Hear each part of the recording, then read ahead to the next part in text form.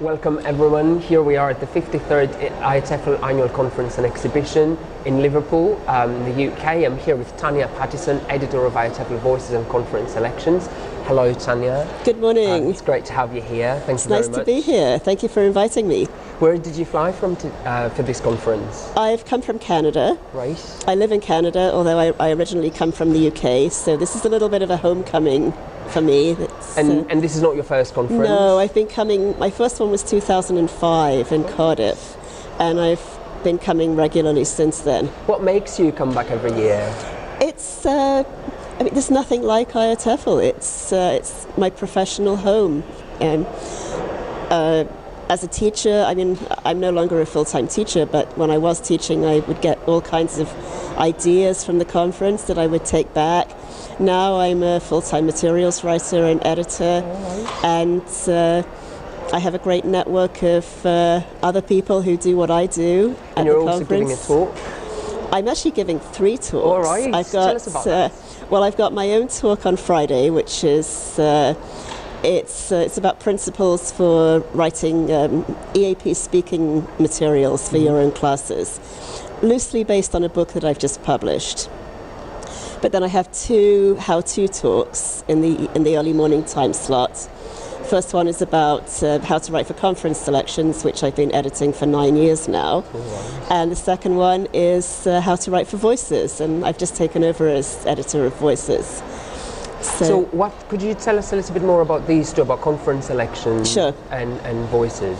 Conference Selections is the annual publication of write-ups of talks from the conference.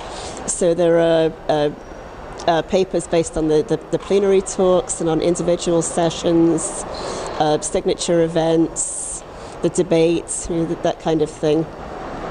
And anybody who is presenting is more than welcome to write a submission, write up their talk in 700 to 750 words and send it to me.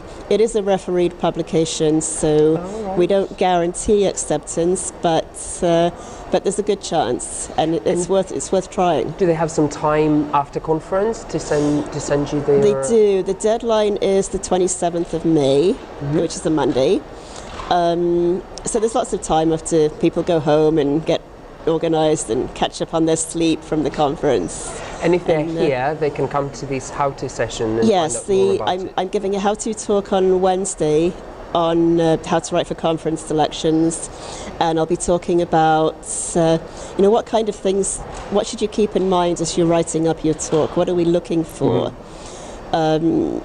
what not to do, make sure you explain your own context, see if you can bring something new to the discourse on teaching or working with technology or whatever you've been talking about. Right. So what about IATEFL Voices? So Voices comes out every 2 months, and it's made up of articles written by IATEFL members from just about everywhere. It's very international, actually, in the writers who are published in Voices. The next issue that's coming out, I'm amazed. We've got papers in there from Argentina, from Greece, from Belarus, that's really great. From every corner of the globe. And really anybody who has anything to say about what you're doing in your own classrooms, or a course you designed, or something you're doing with technology, or how you're motivating students, or anything that you're doing that you think readers would like to read about, please feel free to send it in to me. So how does it work? If somebody who's watching now wants to contribute, what do they have to do? The best thing to do is to contact me at editor@iatefl.org, and they can either send me a first draft, or they can just bounce some ideas around and say, I'm thinking about writing a paper on such and such thing, what do you think? All right, so they can also get some feedback from you. Absolutely, yes. Right. I do have a couple of special features that readers...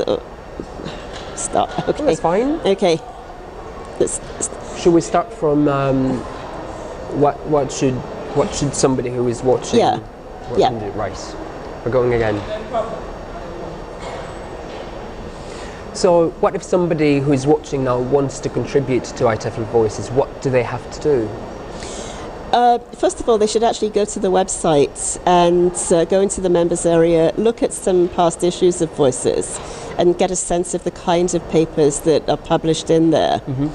For example, we don't publish overly sort of scholarly pieces with a lot of references. The more practical things from teachers. Yeah, or if it is research, it should be research that somebody can take and use in their classroom and do something with.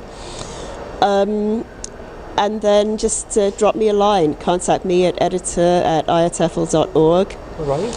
And you could either send me a first draft or just say, I've got this idea for a paper, what do you think about such and such thing? And we can chat about that.